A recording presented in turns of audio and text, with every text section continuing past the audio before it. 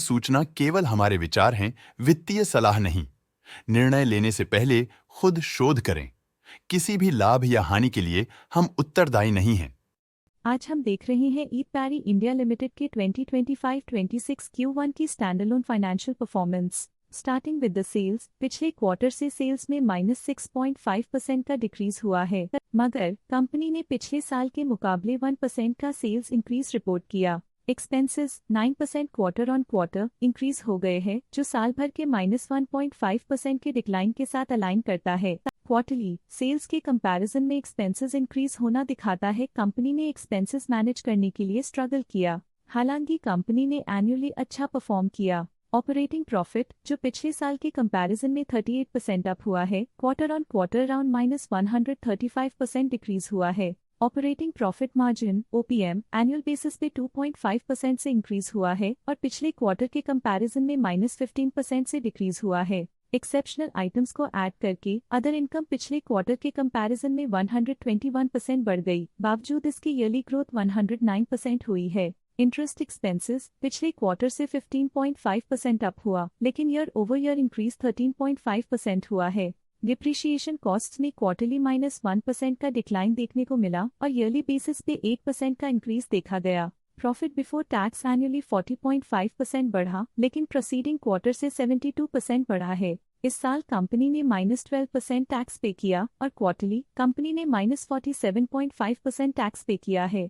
Net profit ने year on year 64.5% का increase दिखाया, लेकिन लास्ट क्वार्टर से 88% का इंक्रीज हुआ है। इस क्वार्टर में कंपनी का परफॉर्मेंस काफी अच्छा रहा। वहीं अगर एनुअल एनालिसिस की बात करें तो इस साल कंपनी का परफॉर्मेंस काफी अच्छा था। अर्निंग्स पर शेयर EPS में साल भर में 3% का इंक्रीज देखा गया, लेकिन क्वार्टरली में 88% की बढ़ोतरी भी नजर आई। इस क्वार्टर में कंपनी का EPS काफी अच्छा रहा। ईट पैरी इंडिया लिमिटेड के फाइनेंशियल स्नैपशॉट को रिव्यू करते हुए कुछ मुख्य ट्रेंड्स सामने आए हैं जो कंपनी की परफॉर्मेंस पे रोशनी डालते हैं।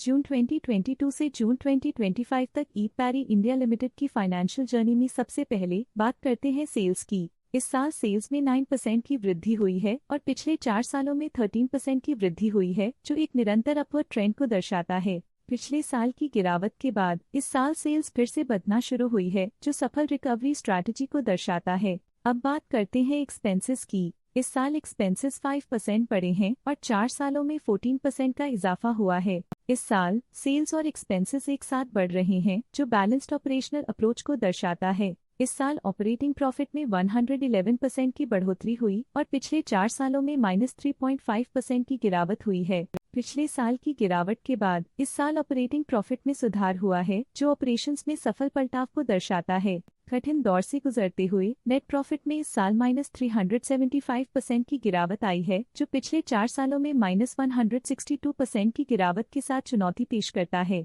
पिछले 3 सालों से नेट प्रॉफिट में लगातार कमी फाइनेंशियल तनाव को हाईलाइट करता है, जो इन्वेस्टर्स के ट्रस्ट पर असर डाल सकती है। इस साल EPS ने ऊंचाइयों को छुआ है, लगभग 8 गुना की वृद्धि के साथ, जो पिछले 4 सालों में 105% की मजबूत वृद्धि पर आधारित है। लगातार 2 साल की गिरावट के बाद इस साल EPS में वृद्धि प्रॉफिटेबिलिटी में रिकवरी के शुरुआती साइंस देती है। चलिए अब बात करते हैं शेयर होल्डिंग पैटर्न की। ईट पैरी इंडिया की शेयर होल्डिंग रिपोर्ट्स कुछ इस प्रकार की हैं, जो अननोन 2025 के तक चलता है। ये रिपोर्ट कंपनी के शेयर्स की डिटेल्ड जानकारी देता है, जिसमें promoters, promoter groups, foreign investors, public investors और सरकारी एंटिटीज शामिल हैं। प्रमोटर्स शेयर होल्डिंग 2025 के में 41.61% से 2025 के में 41.54% तक डिक्रीज हो गया।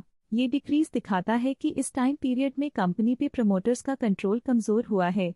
पब्लिक हेल्थ शेयर्स का परसेंटेज 2025 के में 32.39% से 2025 के में 31.34% तक डिक्रीज हो गया। इस डिक्रीज से साफ है कि इस टाइम पीरियड में कंपनी में पब्लिक का हिस्सा डिक्रीज हुआ है।